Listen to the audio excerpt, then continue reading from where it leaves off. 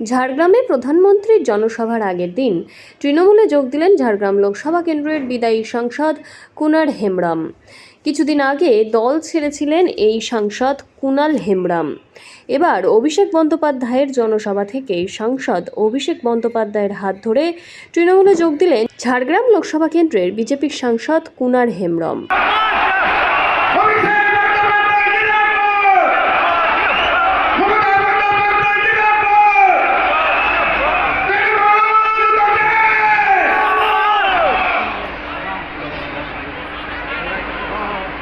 আজকে আমাদের নেতা দলের কান্ডারি সম্মানীয় অভিষেক বন্দ্যোপাধ্যায়ের হাত ধরে ঝাড়গ্রাম লোকসভা কেন্দ্রের এমপি সম্মানীয় কুনাল হেমব্রম মহোদয় আমাদের দলে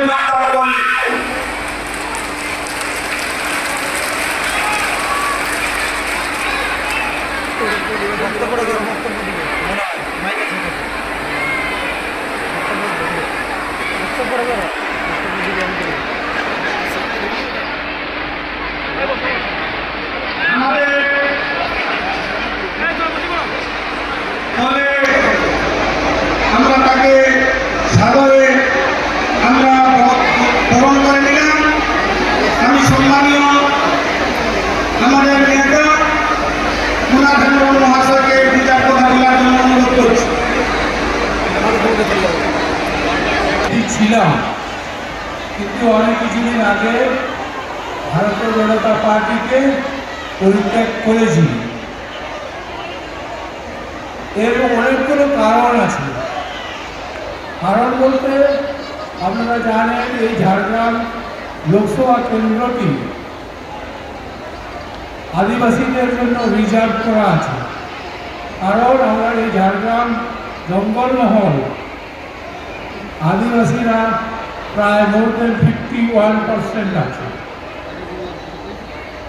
এই জন্য এই ঝাড়গ্রাম লোকসভা কেন্দ্রটিকে সংরক্ষিত করা হয়েছে।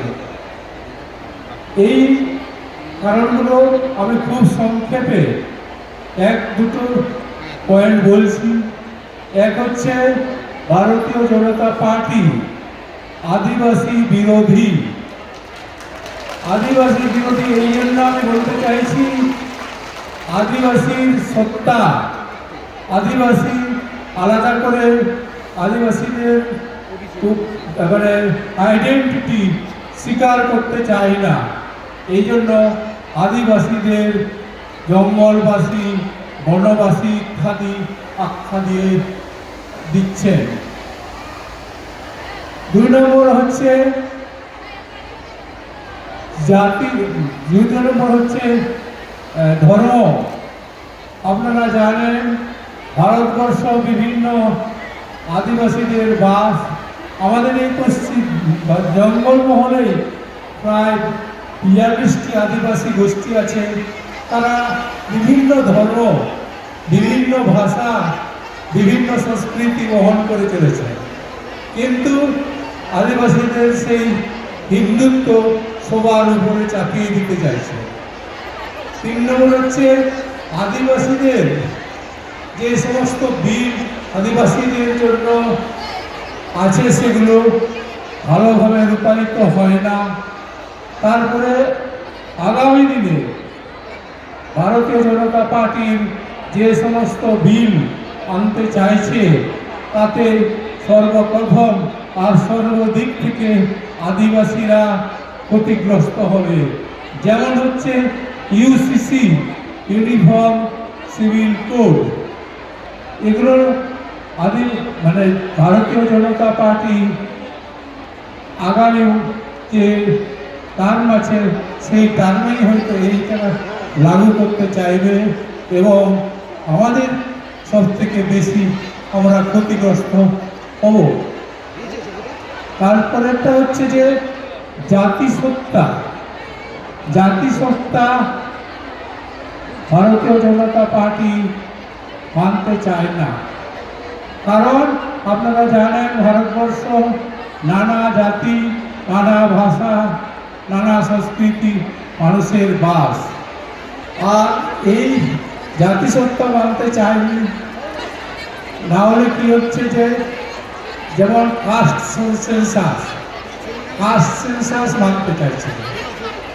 বিভিন্ন দিক থেকে বিভিন্নভাবে দাবি উঠে আসছে, অথচ সেই কাস্ট সেন্সাস এখনো পর্যন্ত করবে না, আর ভবিষ্যতেও করার ইচ্ছা নেই।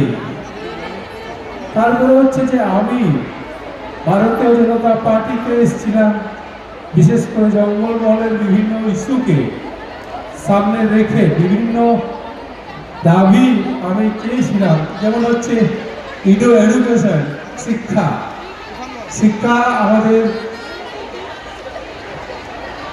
2003-এ আমরা জানি সাঁওতালি ভাষা অষ্টম তপশিলিতে অন্তর্ভুক্ত হয়েছে, কিন্তু এই 20 বছরে কেন্দ্রীয় সরকার তার প্রচার প্রসার বা শিক্ষার ক্ষেত্রে কোনো পদক্ষেপ নেয়নি।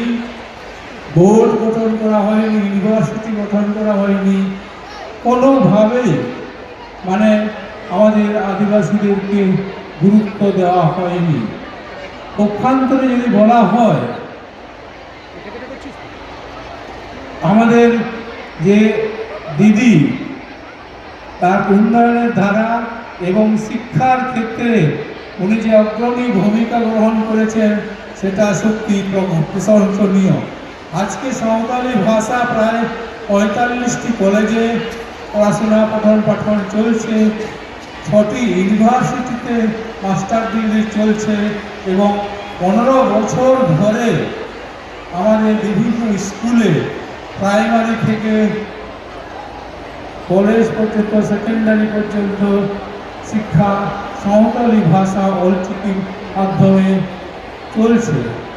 এছাড়া জঙ্গলমহলে যে উন্নয়ন সবথেকে গুরুত্বপূর্ণ বিষয় এবং সবথেকে বলার মধ্যে আছে, যেমন এখানে আমরা দেখেছি 8, 9, 10, 11 সালে মাওবাদীদের উপদ্রব, সেই মাওবাদীদের উপদ্রব আমাদের মাননীয় দিদি মানে মমতা বন্দ্যোপাধ্যায় সেটাকে